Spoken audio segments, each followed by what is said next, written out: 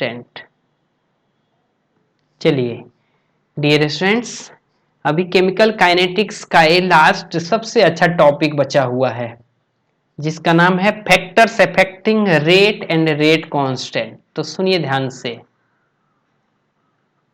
Factors affecting rate and rate constant, यानी दर और दर नियतांक को प्रभावित करने वाले कारक, दर और दर नियतांक को प्रभावित करने वाले कारक। अभी इसके अंदर एक एक करके हम डिस्कस करते चलेंगे लॉजिक के साथ। फर्स्ट फैक्टर आता है concentration of reactant, concentration of reactant यानी अभिकारक की सांद्रता। आपको ध्यान से देखना है अभिकारक की सांद्रता। मान लीजिए अगर A और B से कोई C प्रोडक्ट बन रहा है तो आप रेट लो क्या लिखते हैं, R equal to K A के पावर X और B का पावर Y, करेक्ट ना? ऐसा आप लिखते हैं।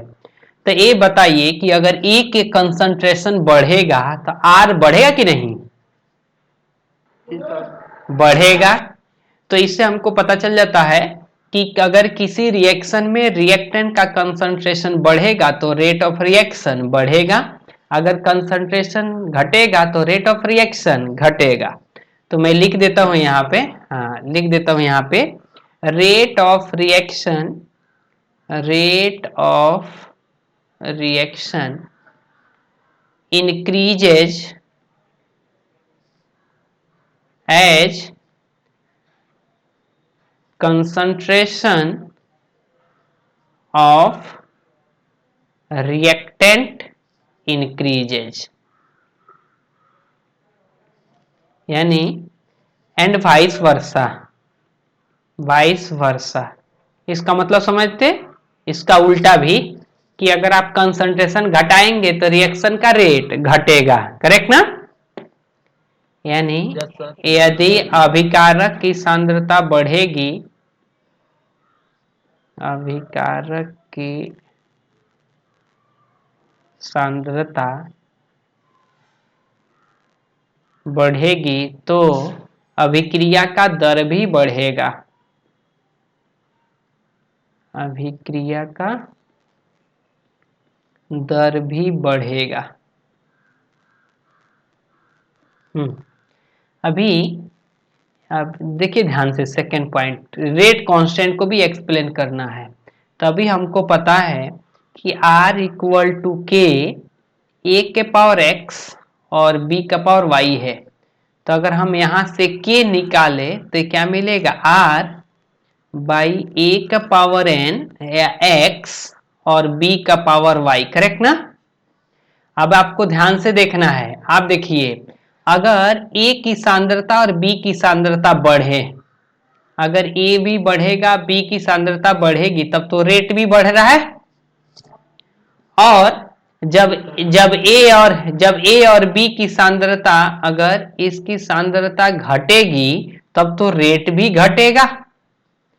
तब देखिए गड़बड़ हो रहा है, यानी जब कंसंट्रेशन बढ़ेगा तो रेट बढ़ेगा, जब कंसंट्रेशन घटेगा तो रेट घटेगा। तो K कांस्टेंट, यानी रिएक्टेंट की सांद्रता पे K का इफेक्ट नहीं, K पर इफेक्ट नहीं पड़ता है, क्योंकि अगर आप कंसंट्रेशन बढ़ाएंगे तो रेट उसी रेशो में बढ़ जाएगा, और जब कंसंट्रेशन घटाएंगे तो रेट घट जाएगा। तो K रिमेन्स कांस्टेंट, यानी K does not depend upon concentration of reactant, यानी दर नियतांक का मान अभिकारक के सांद्रता पर निर्भर नहीं करता है। इसमें कोई डाउट है? No sir. No sir. तो मैं लिख देता हूं, स्टार करके लिख देता हूं, यानी rate constant does not depend upon does not depend upon concentration of reactant, concentration of reactant, यानी दर नियतांक का मान अब अभिकारक के सांद्रता पर निर्भर नहीं करता है, अभिकारक के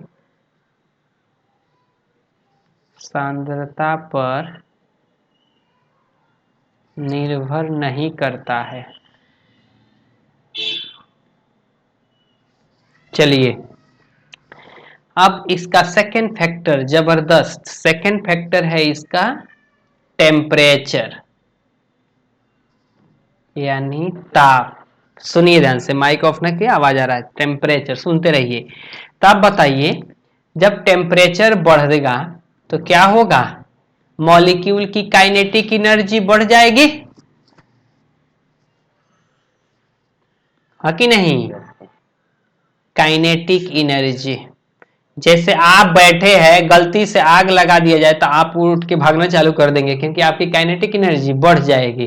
तो जब काइनेटिक एनर्जी बढ़ जाएगा तो कोलिजन अमॉन्ग मॉलिक्यूल, कोलिजन का मतलब होता है टक्कर या संघट्ट, कोलिजन ऑफ मॉलिक्यूल क्या होगा, बढ़ेगा कि नहीं?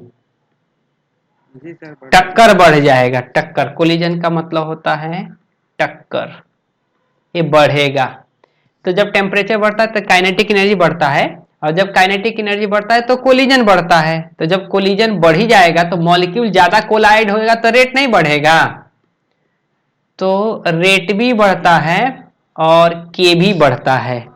यानी जब हम टेम्परेचर बढ़ाते हैं तो रिएक्शन का रेट और रेट कांस्टेंट दोनों बढ़ता है। अभी मेरा एक क्वेश्चन है, टेम्परेचर के साथ काइनेटिक और टेम्परेचर और काइनेटिक एनर्जी के साथ एक फॉर्मूला पढ़ाया था, याद है क्या? किसी को याद है? भूल जाते बहुत आप लोग। Kinetic energy equal to 3/2 R T या 3/2 के टी। यस, जब हम टेम्परेचर बढ़ाएंगे तो काइनेटिक एनर्जी बढ़ेगी। ये फॉर्मूला याद रखने का बहुत काम का है। तो हमको पता है, इसको अगर मैं शॉर्ट में लिखूं तो मैं ऐसे लिख सकता हूं, जब टेम्परेचर बढ़ेगा तो क्या होगा, के भी बढ़ेगा और आर भी बढ़ेगा। लैंग्वेज में लिखना चाहेंगे तो क्या लिखेंगे, as temperature increases rate of reaction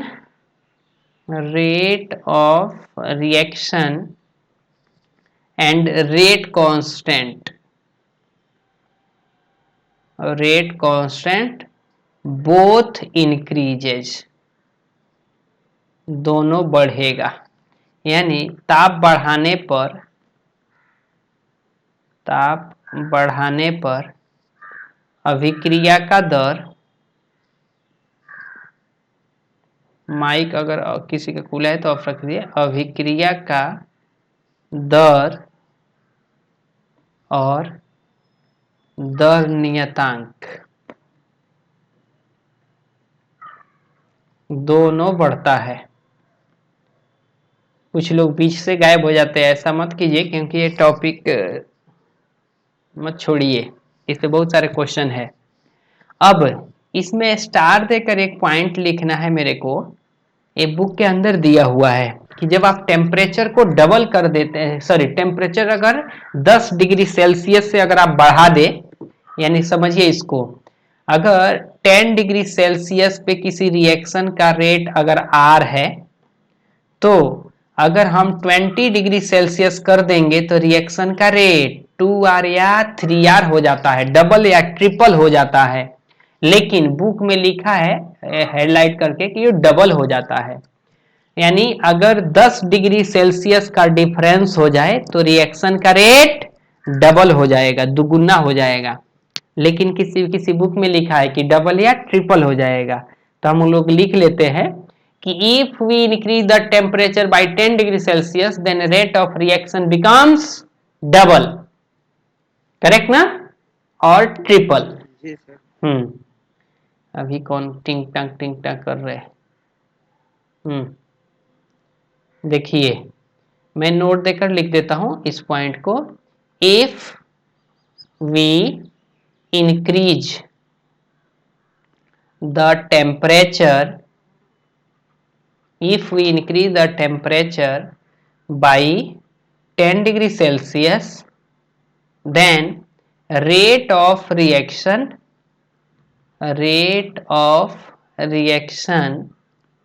and rate constant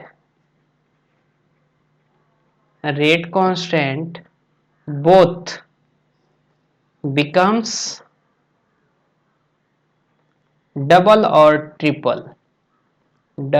और ट्रिपल। लेकिन आपसे कोई पूछेगा डबल ट्रिपल तो आप 99% चांस बोलेंगे डबल।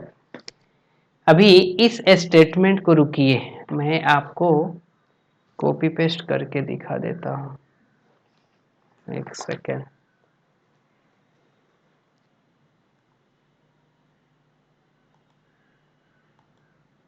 क्योंकि ये बहुत काम का स्टेटमेंट है, इस पे हमको क्वेश्चन मिलता है।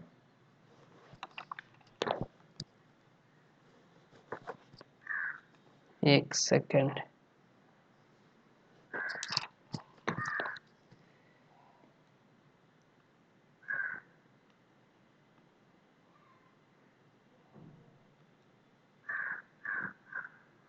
केमिकल काइनेटिक्स,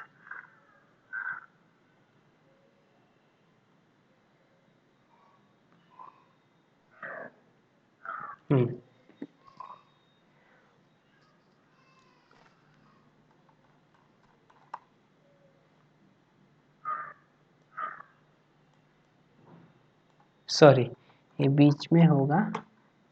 हम लोग बहुत हाईलाइट स्टेटमेंट है क्योंकि वहां से क्वेश्चन अराइज हुआ है, पूछा गया है क्वेश्चन। हाँ दिख रहा है।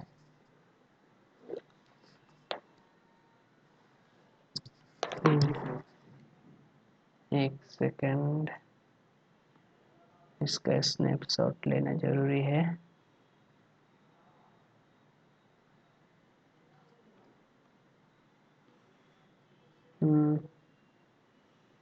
Yes sir. चलिए इसके लिए इतना, सॉरी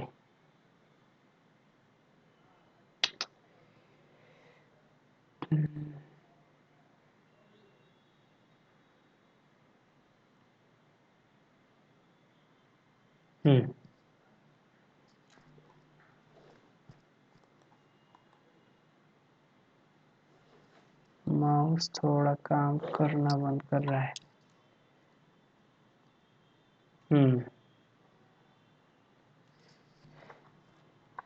तो दिया हुआ है कि अगर आप रेट ऑफ रिएक्टेंट, देखिए ध्यान से क्या कर रहा है, for a reaction with rise in temperature by 10 degree Celsius rate constant is nearly double. लेकिन ये डबल है, कहीं कहीं बुक में लिखा है ट्रिपल भी हो जाता है। तो सुनिए ध्यान से, डबल या ट्रिपल, आवाज आ रही? जी सर। हाँ, तो डबल या ट्रिपल कहेगा ना, माइक ऑफ रखे, माइक ऑफ रखे, तो उस वैल्यू को म्यू से दिखाया जाता है। तो अगर वो बोलेगा इफ डबल, तो आपको म्यू का वैल्यू लेना है 2। अगर वो कहता है इफ ट्रिपल, तब आपको म्यू का वैल्यू लेना है 3। अब ये एनसीईआरटी से थोड़ा हम हटके जा रहे हैं, लेकिन ये एनसीईआरटी में कॉन्सेप्ट तो नहीं दिया है, लेकिन क्वेश्चन है, याद रखना है कि अगर वो डबल बोलेगा तो म्यू 2 होता है, अगर ट्रिपल बोलेगा तो म्यू 3 होता है। एक मिनट मैं हिंदी में लिख देता हूं। यदि ताप 10 डिग्री सेल्सियस बढ़ा दिया जाए तो अभिक्रिया का दर और दर नियतांक दोनों, इसमें नहीं दिया है, और दर नियतांक डबल और ट्रिपल हो जाता है, डबल या ट्रिपल हो जाता है। तो अगर वो बोलेगा डबल तो आप म्यू रखेंगे 2, अगर वो बोलेगा ट्रिपल तो म्यू रखेंगे 3। अब देखिए ध्यान से, यानी जब टेम्परेचर बढ़ेगा तो आर बढ़ेगा, और जब टेम्परेचर घटेगा तो आर भी घटेगा। तो अब सुनिए ध्यान से, हाँ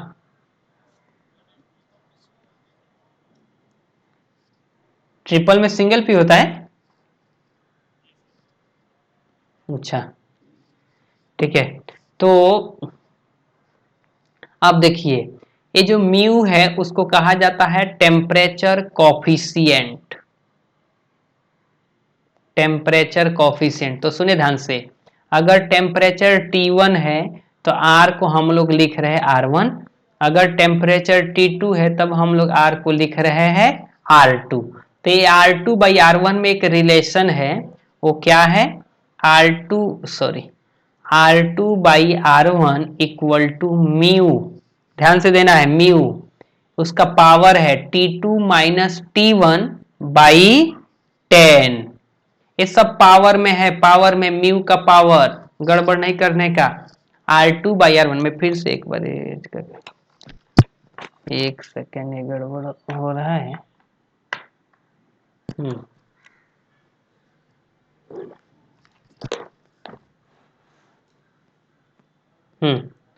एक सेकेंड, इसको थोड़ा सीधा करता हूँ। ये एनसीईआरटी बुक में नहीं है लेकिन इस पे क्वेश्चन है, बार बार बोल रहा, आपको ध्यान देना है, ये बुक से बाहर का कंसेप्ट है। तो R2 by R1 equal to mu के power T2 minus T1 by 10, ये फॉर्मूला हमको याद रखना है। और सेम फॉर्मूला K के लिए भी होता है, K2 by K1 equal to mu to the power T2 minus T1 by 10, ये फॉर्मूला ध्यान देना है। तो ये रिलेशन बताता है कि जब टेम्परेचर बढ़ेगा तो रेट बढ़ेगा, जब टेम्परेचर घटेगा तो रेट घटेगा। इसमें डाउट है? अगर वो बोलेगा डबल तो म्यू के जगह पे 2, अगर वो बोलेगा ट्रिपल तो म्यू के जगह पे 3 रख देना है, ठीक है? No sir. इसमें कोई डाउट है? सर। इसमें किसी को डाउट है क्या? No sir. No sir. चलिए, अगर मैं एक क्वेश्चन लिखूं यहाँ पे, एक क्वेश्चन बता ही देता हूं कि द रेट कांस्टेंट एट 20 से दिया है, the rate constant at 27 degree Celsius is 3 into 10 to the power minus 3, 2 दिया या 3, then find the new rate reaction, new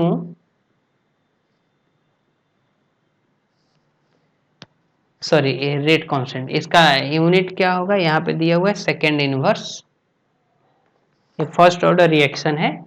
the rate constant at 27 degree Celsius is this, then find the new rate constant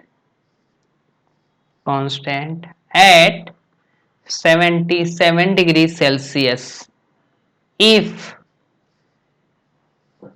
with 10 degree rise in temperature, with 10 degree rise in temperature, rate of reaction becomes double। Hindi में लिखूं क्या कि समझ रहे हैं? ये बोल रहा है कि 27 डिग्री सेल्सियस पे रेट कांस्टेंट ना दिया है, तब रेट कांस्टेंट 77 डिग्री सेल्सियस पे निकाले, कब, जब 10 डिग्री सेल्सियस बढ़ाने पर रिएक्शन का रेट डबल हो जाता है। किसी को डाउट है? No sir. यानी देखिए T1 दिया है इसके अंदर 27 डिग्री सेल्सियस, लेकिन याद रखना है केल्विन में चेंज करना पड़ता है। तो 27 डिग्री सेल्सियस को मैं ऊपर अगर चाहिए आपको तो लिख देता हूं टेम्परेचर ऑलवेज इन केल्विन। ये फॉर्मूला जब यूज होगा तो यहाँ पे T1 एंड T2 को हम लोग टेम्परेचर कह रहे हैं और एक किसमें होगा, केल्विन में। तो ये ध्यान देना है। तो देखिए T1 27 डिग्री सेल्सियस हो गया, ऐसे डिफरेंस भी निकालना है तो ज्यादा टेंशन नहीं होगा। और T2 कितना दिया है, 77 डिग्री सेल्सियस। चलिए डिफरेंस है, टेंशन नहीं। तो हमको पता है कि और क्या कह रहा है, डबल। तो म्यू कितना हो जाएगा आपका, फॉर डबल 2 म्यू हो गया 2। तब हमको पता है कि एक फॉर्मूला होता है K2/K1 mu to the power T2 minus T1/10। ये फॉर्मूले का यूज करना है। तो K1 दिया है, T2 दिया है, T1 दिया है, म्यू दिया है, तो K2 नहीं निकल जाएगा। यस सर निकल जाएगा सर हो जाएगा। तो K2/K1, K1 दिया है 3 इंटू 10⁻³ सॉरी यहाँ पे या, और म्यू दिया हुआ है 2, उसका पावर है T2 कितना है 77, T1 है 27 डिवाइडेड बाई 10। चलिए तो ये K2 हो जाएगा 3 इंटू 10⁻³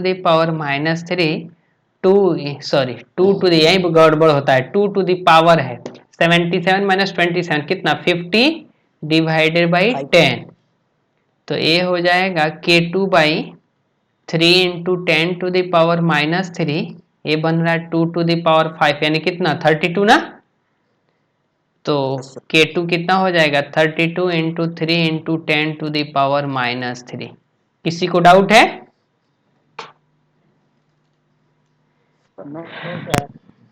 एक आएगा एनसीईआरटी में क्वेश्चन, वो हम करेंगे। और एक और साइंटिस्ट ने टेम्परेचर और के में रिलेशन दिया हुआ है, ध्यान देना है यहाँ से, इस पे बहुत जबरदस्त टॉपिक है। रिलेशन बिटवीन के एंड टी, के और टी में एक रिलेशन है जिसका नाम है आर्हेनियस इक्वेशन। आर्हेनियस इक्वेशन, ये साइंटिस्ट का नाम है आर्हेनियस, तो उसके नाम पे है आर्हेनियस इक्वेशन। इसका प्रूफ नहीं पढ़ना है आपको, फॉर्मूला क्या है ये देखिए ध्यान से, K equal to A E के पावर है E to the power minus EA/RT, ये फॉर्मूला है। इसी को कहा जाता है आर्हेनियस इक्वेशन। याद है एक बार मैं फर्स्ट ऑर्डर रिएक्शन के लिए एक फॉर्मूला बताया था, AT equal to A0 E के पावर माइनस KT, ऐसा बताया था ना शायद। ऐसा देखिए A फर्स्ट ऑर्डर से ही मैच करता है, इधर K है इधर AT है, इधर A है इधर A0 है E के पावर। तो ये आर्हेनियस जो इक्वेशन है only for first order reaction के लिए मैच करता है। ये अलग लॉजिक बताऊंगा ऐसा क्यों। अब देखिए ध्यान से हर एक टर्म को इसमें समझिए। जो K है वो रेट कांस्टेंट है, ध्यान से, इससे बहुत आगे टॉपिक बढ़ने वाला है। Rate constant. जो A है उसको कहा जाता है frequency factor. Frequency factor, frequency का मतलब हिंदी आवृत्ति, और फैक्टर का मतलब है गुणांक, आवृत्ति। तो इसको कहा जाता है आवृत्ति गुणांक, और इसका यूनिट होता है टाइम इनवर्स। टाइम इनवर्स या इसी को कहा जाता है pre exponent factor. Pre exponent factor, एक सेकेंड।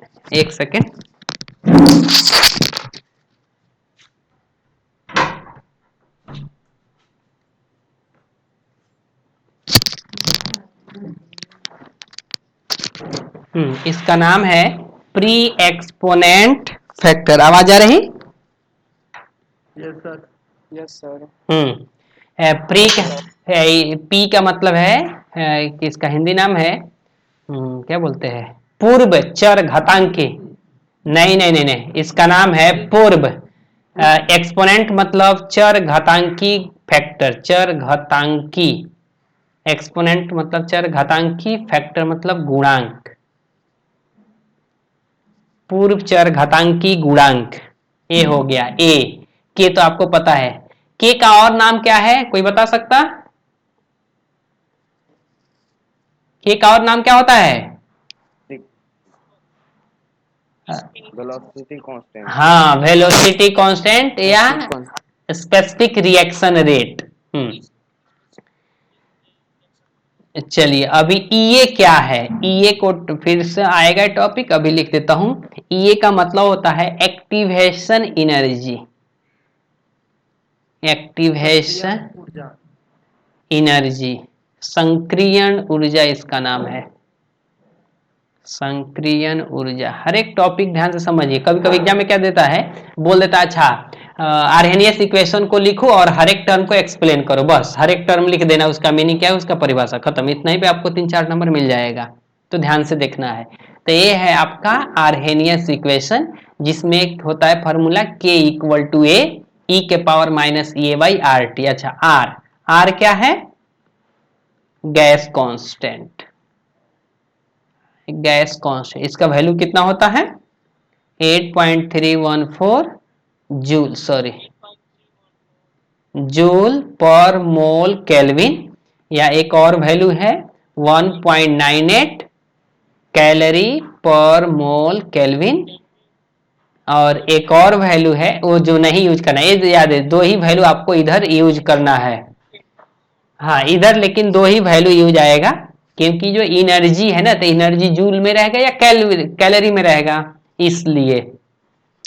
और टी जो है टेम्परेचर है, इधर यूज ही नहीं है ना, तो क्यों लिख दूं, लोग कंफ्यूज हो जाएंगे, इधर उसका कुछ काम नहीं है आर का, 0.0821 एटीएम लीटर पर मोल केल्विन, उधर इधर यूज ही नहीं कर सकते हैं, वो रॉन्ग हो जाएगा। क्यों, क्योंकि ये फॉर्मूले में कैसा है, ऊपर एनर्जी है तो नीचे भी एनर्जी होगा, तब तो एनर्जी कटेगा ना, इसलिए आप नहीं लिख सकते, उसका यूज नहीं है। तो ये है आपका आर्हेनियस इक्वेशन। यहां तक इसमें कोई डाउट है? अब यहाँ पे इसको एक और यहां से एक फॉर्मूला डेराइव करना है लॉग लेकर, तो देखिए ध्यान से, मैं फिर से लिख दे रहा कि K equal to A E के power minus E A by R T. अब आप क्या करेंगे, लॉग लेंगे both side, taking log base E. हाँ बोलिए तो, सर आवाज कट कट के आ रहा है। क्या कोई डेफिनेशन है, Arrhenius equation, it is the relation between temperature and rate constant. अरे वही तो बोल रहा, it is the relation between the rate constant and temperature of the reaction. अरे डेफिनेशन, अभी रिलेशन है ना ये, टेम्परेचर, अभी देखिए इसका डेफिनेशन है क्या, अभी इसके ऊपर वाला कोई बोलेगा इसका डेफिनेशन क्या है, अरे इसके डेफिनेशन हम बोलेंगे it is the ratio of the, मतलब रिलेशन है ना R2 और R1 में,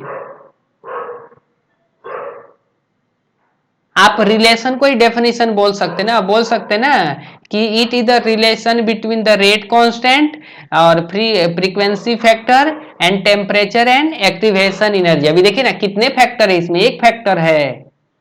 आप क्या बोलेंगे कि हाँ के डिपेंड अपॉन टेम्परेचर, नहीं, अभी ये के क्या है, एक्टिवेशन एनर्जी पे डिपेंड कर रहा है, टेम्परेचर पे डिपेंड कर रहा है, फ्रीक्वेंसी फैक्टर पे डिपेंड कर रहा है। तो उन्होंने एक रिलेशन डेराइव किया है आर्हेनियस ने, कि अगर हमको रेट कांस्टेंट निकालना हो और टेम्परेचर भी हो, एक्टिवेशन एनर्जी क्या है कि हर एक रिएक्शन को एक्टिवेट करने के लिए अलग अलग एनर्जी लगता है। आप बताइए पेपर हो और कोयला हो, दोनों को जलाने के लिए सेम ही एनर्जी लगता है क्या, और दोनों को जलाने के बाद सेम ही एनर्जी निकलता है क्या, नहीं। तो अभी एक्टिवेशन एनर्जी दोनों का अलग है, दोनों का टेम्परेचर और कंडीशन अलग है, तो अगर हम जलाएंगे तो किस रेट से जलेगा, तब यहाँ पे मेंशन करना पड़ेगा ना, अच्छा कि फ्रीक्वेंसी फैक्टर कितना है उसका, वो उसका एक्टिवेशन एनर्जी कितना है। अब सुनिए ध्यान से, आप पूछ ही रहे थे एक्टिवेशन एनर्जी, यहाँ पे एक टर्म है, एक्टिवेशन एनर्जी का मतलब होता है कि वह मिनिमम एनर्जी जितना वो दिया जाए ताकि वो रिएक्शन जो है आगे की तरफ प्रोसीड कर जाए, उसी को बोला जाता है एक्टिवेशन एनर्जी। यानी देखिए कितना अच्छा नाम है, एक्टिवेशन, यानी मॉलिक्यूल को एक्टिव करने के लिए, रिएक्शन के लिए एक्टिव करने के लिए जितनी एनर्जी लगती है उसी को बोलते हैं एक्टिवेशन एनर्जी। ये तो मैं अपने मन से बोला, बुक का कैसा है, minimum amount of energy required to activate the reacting molecule, मतलब उसमें जैसे दो लोग में झगड़ा है, झगड़ा नहीं हो रहा है, दोनों को शांति है। एक तीसरा आदमी बोला हाँ बहुत मस्ती है, थोड़ा झगड़ा करो नहीं, इधर उधर कर दिया, मतलब दोनों को क्या कर दिया, एक्टिवेट कर दिया। तो जितनी मिनिमम एनर्जी लग रहा है उसी को बोलते हैं एक्टिवेशन एनर्जी। समझ रहे क्या? ये समझ रहे हैं? मैं आगे पढ़ाऊंगा, एक ग्राफ से आएगा, ग्राफ बताऊंगा, टेंशन नहीं, सुनिए ध्यान से। पहले माइक ऑफ रखिए। अभी लॉग दोनों साइड में लिखिए, taking log e both side, तो क्या होगा, लॉग के base E equal to log base e, ऊपर रहेगा आपका ए इंटू ई के power minus E A by R T. तो log M into log N क्या हो जाएगा, log M plus log N. हाँ तो सुनिए ध्यान से, तो लॉग के बेस ई ये हो जाएगा log A base e plus log e to the power minus E A by R T base e. इसमें डाउट है? अब देखिए इधर बेस, इधर ई पावर में है, ई A by R T power में, तो क्या होगा, इधर मल्टीप्लाई में आ जाएगा। तो लॉग के बेस ई ये बनेगा log A base E minus E A by R T log e base e, इसका वैल्यू कितना, ये 1 हो जाएगा। तो ये हो जाएगा लॉग के base E equal to log A base E minus E A by R T, ये फॉर्मूला हो गया। अभी एक सारे में डिराइव कर देता हूं, तब मैं आपको इसका ग्राफ बताऊंगा, सुनिए ध्यान से। अभी बेस ई को बेस 10 में चेंज करना है, तो कैसे हो जाएगा, चाहे लास्ट में चेंज करते, रुकिए रुकिए रुकिए रुकिए रुकिए एक सेकेंड, और हम इसको एक इक्वेशन 1 कर देते हैं अभी। अब देखिए ध्यान से, एट टेम्परेचर T1, जब टेम्परेचर T1 है तब K को हम लोग K1 कह रहे हैं, और एट टेम्परेचर T2, जब आपका टेम्परेचर T2 है तब हम K को K2 कह रहे हैं, रेट कांस्टेंट को K2। तो ये दोनों को इक्वेशन पुट की, एक बार T1 पुट करेंगे, T के जगह पे T1 तो K के जगह पे K1, T के जगह पे तब T2 तो K के जगह पे K2। तो थोड़ा फॉर्मूला देखिए क्या हो जाएगा, log K1 base E equal to, ये तो कांस्टेंट है A, minus E A by R T1, correct ना, इक्वेशन नंबर 2। फिर से बनेगा log K2 base E equal to log A base E minus E A by R T2, correct ना, equation number 3। इसमें doubt है? अब 3 minus 2 कीजिए, एक फॉर्मूला बनेगा 3 माइनस 2, तो क्या बन जाएगा, log K2 base E minus log K1 base E equal to, अब पहले इसको लिख रहे हैं आप, log A base E minus E A by R T2 minus, ये लॉग ऐसा हो जाएगा लॉग A बेस E, और ये माइनस माइनस प्लस, ठीक है ना,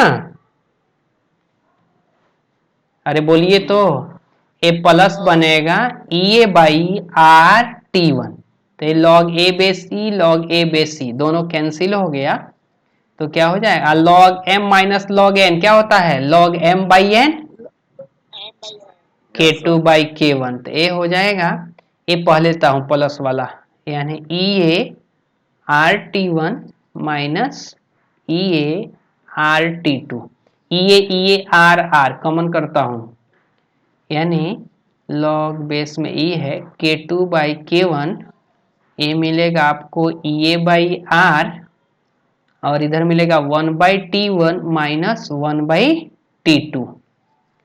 इसको एलसीएम भी ले लीजिए एक बार, इधर ये फॉर्मूला यूज काम में आएगा, नहीं तो एक बार जब इसका एलसीएम ले लेंगे आप, एक सेकेंड, एक सेकेंड, अभी ये पेज,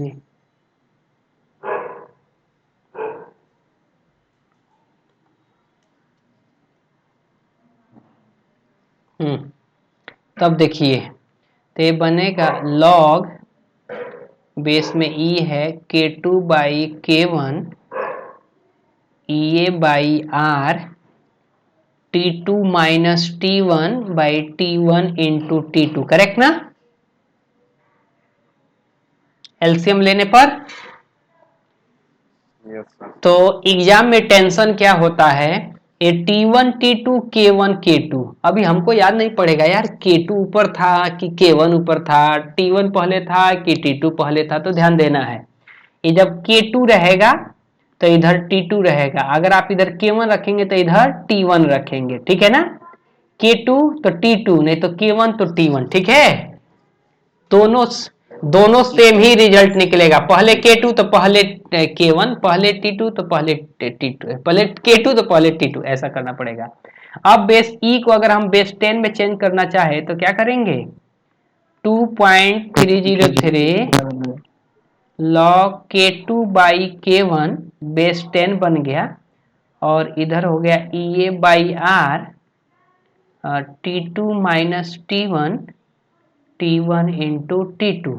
अभी 2.303 को इसको डिवीजन में डाल दीजिए, क्या हो जाएगा, यानी लॉग बेस में 10 है K2 by K1 equal to बनेगा 1/2.303, या इधर EA बाई इधर R, और A बन गया T2 minus T1 upon T1 into T2।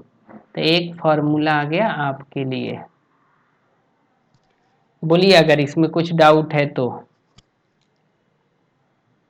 No sir.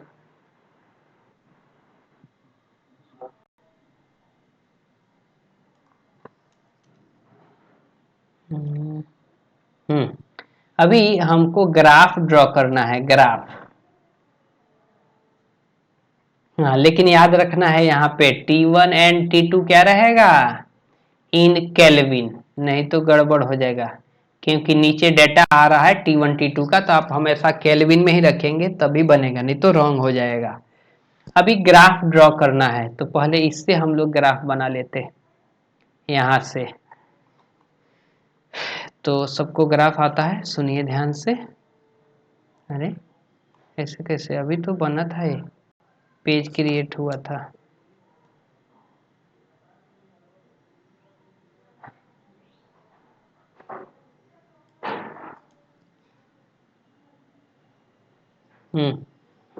तो log k base e equal to आ रहा है log a base e minus E A by R T.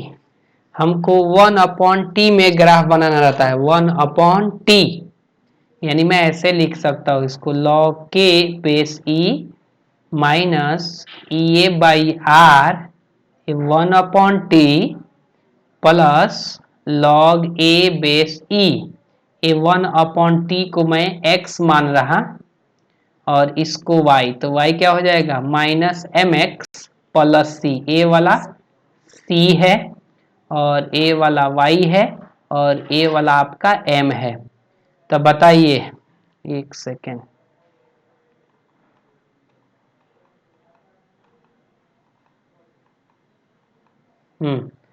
अगर मैं ऐसा ग्राफ खींचूं, इधर हो रहा है आपका log k बेस e, इधर 1/t, तो ग्राफ कैसे जाएगा,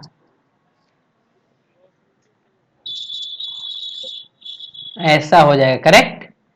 अभी यहां से जो आप स्लोप निकालेंगे tan थीटा, वो क्या आएगा, माइनस m, वही आएगा minus A by R, correct,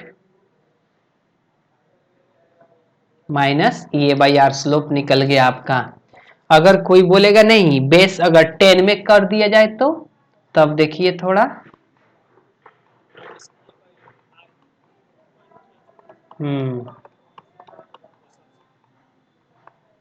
अगर इसका ग्राफ बना दिया जाए log के बेस 10, तो ऐसा आ जाएगा, minus E A by 2.303 R, correct ना, और ये 1/t बन जाएगा, प्लस log a बेस 10 बनेगा, करेक्ट ना, ये भी log बेस 10 हो जाएगा।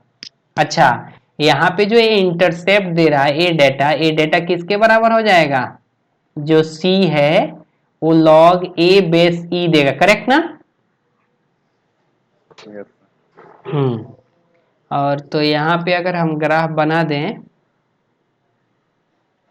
तो यहाँ पे भी ऐसे हो जाएगा, लेकिन अभी यहाँ पे क्या है, लॉग के बेस 10 है यार,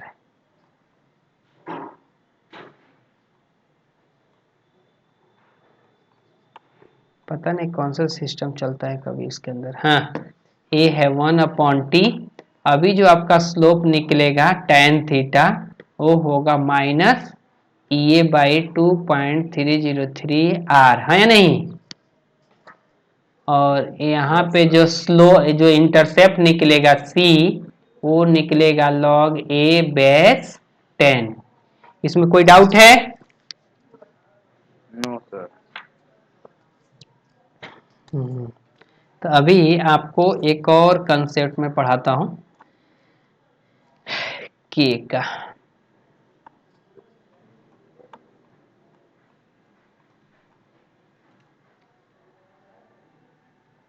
यूनिट ऑफ ए, अभी आपको याद रखना है Arrhenius equation is use only for first order reaction. Arrhenius equation is applicable for first order reaction, first order reaction, ये ध्यान देना है। और अब हमको यूनिट ऑफ ए निकालना है। तो देखिए ध्यान से, हमारे पास फॉर्मूला क्या था, k equal to A E के power minus A by R T, ये फॉर्मूला था। अब बताइए अगर टेम्परेचर यहाँ पे इन्फिनिटिव कर दिया जाए तो क्या होगा, तब तब तो हाँ ए टी इन्फिनिटिव है इंटू मल्टीप्लाई आर इन्फिनिटिव और समथिंग अपॉन इन्फिनिटिव जीरो, ई के पावर जीरो, तो के इक्वल टू ए ई के पावर जीरो। तो ये क्या मिलेगा, के इक्वल टू ए। तो ये फर्स्ट ऑर्डर रिएक्शन है तो के का यूनिट होता है सेकेंड इनवर्स या टाइम इनवर्स। तो ए का भी यूनिट क्या होगा, इसका तो यूनिट है टाइम इनवर्स, तो यूनिट ऑफ ए भी हो गया टाइम इनवर्स। इसमें कोई डाउट है। तो ए है आर्हेनियस इक्वेशन और ग्राफ, तो आपको ध्यान से रखना है। फिर से अगर रिवीजन चाहिए तो देखिए आप, एक सेकेंड। तो हम लोग अभी एक और फैक्टर पढ़ना है इसमें बाकी, अभी तो टेम्परेचर पे ही आ गया आर्हेनियस, एक और फैक्टर पढ़ना है कैटलिस्ट। तो 3 फैक्टर का इसके अंदर जबरदस्त डिस्कशन है। पहला factors affecting rate and rate constant में पहला फैक्टर पढ़ना पड़ता है कंसंट्रेशन ऑफ रिएक्टेंट। तो अगर आप रिएक्टेंट का कंसंट्रेशन बढ़ाएंगे तो रिएक्शन का रेट बढ़ेगा, रेट कांस्टेंट नहीं बढ़ेगा, ये ध्यान देना है। दूसरा फैक्टर है टेम्परेचर, तो टेम्परेचर जब बढ़ाएंगे तो काइनेटिक एनर्जी बढ़ेगा, कोलिजन ऑफ मॉलिक्यूल बढ़ेगा यानी टक्कर, इसका हिंदी होता है संघट्ट, संघट्ट। तो रेट भी बढ़ता है और के भी बढ़ता है। उसमें एक रिलेशन यहाँ पे हम लोग ने लिख लिया कि R2/R1 इक्वल टू हो जाएगा T2 माइनस T1/10 और K2/K1 equal to mu to the power T2 minus T1/10। ये फॉर्मूले बुक में नहीं है लेकिन इसका एक एप्लीकेशन है क्वेश्चन में।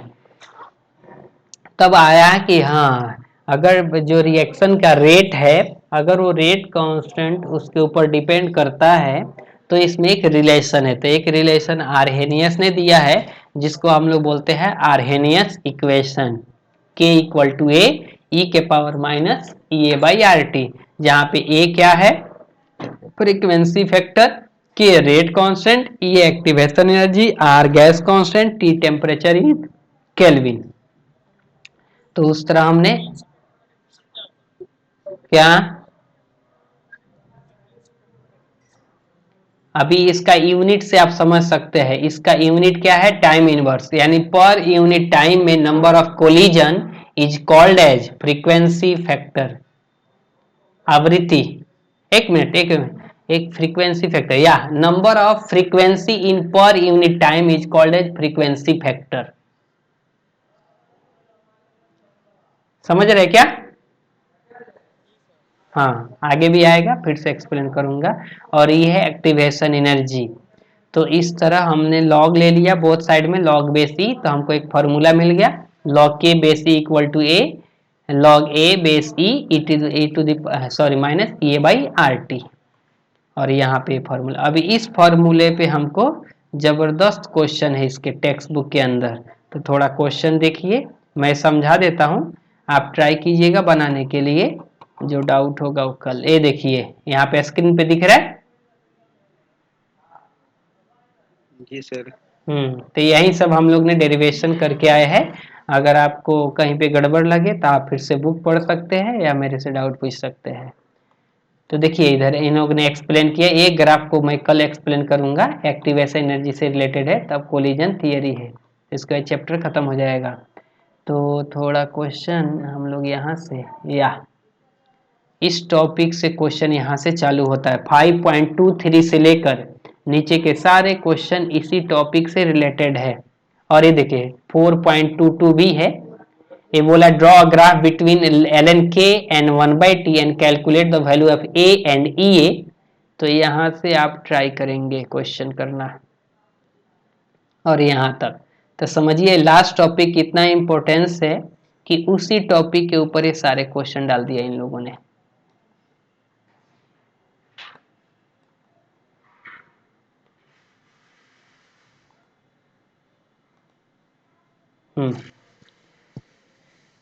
तो थोड़ा साइज बढ़ाओ क्या कि दिख रहा है? सर दिख रहा है। अभी पहला क्वेश्चन तो आप तो आप पहला क्वेश्चन ग्राफ है, आपको क्या करना है, टी डिग्री सेल्सियस दिया हुआ है तो आपको इसको केल्विन में चेंज कर देना है। और जब T1 है तो K1 है, T2 है तो K2 है, T2 है तो K2 K3 है, T3 K3। तो इस तरह क्या है, इस डेटा को देखिए, इसको यहाँ पे K दिया है, T दिया है, K2 दिया है, T2 दिया है, K3 दिया है, T3।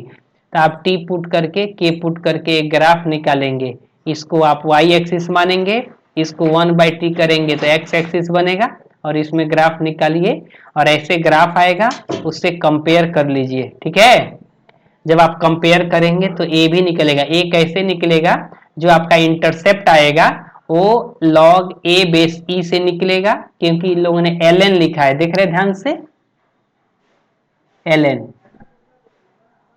एन है, और 1/t करके, और जो ई ए भाई जो स्लोप होगा उससे एक्टिवेशन एनर्जी आ जाएगा। ट्राई करेंगे आप? अरे ट्राई करेंगे क्या? हाँ, 4.23 देखिए, the rate constant for the decomposition of hydrocarbon is this. यहाँ पे के दे दिया है और टेम्परेचर टी दे दिया है, तो कह रहा है इफेक्टिवेशन एनर्जी ई ए भी दिया हुआ है। What will be the value of pre exponent factor A, निकाल लेंगे। इस फॉर्मूले का अगर यूज करेंगे आप, ट्राई करेंगे।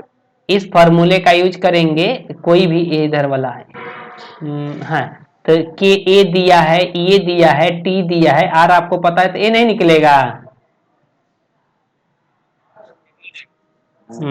केवल फॉर्मूले बेस्ड क्वेश्चन है इसमें। उसके नीचे भी वैसे ही कहानी है, सुक्रोज अभी दे रहा है। अच्छा, व्हाट फ्रैक्शन, ये तो K2 बाई लॉग के पे क्वेश्चन है। Glucose and fructose according first rate law with in T half दिया है, what fraction of sample of sucrose remains, ये कर लेना है, 100% हो जाएगा। ये सारे क्वेश्चन एक बार ट्राई करके आइए, जो डाउट है वो कल पूछ लीजिए। ठीक है, और जो मैं K2/K1 T2/T1 रिलेशन बताया वो आप तभी कर पाएंगे, वो कहाँ पे यूज है,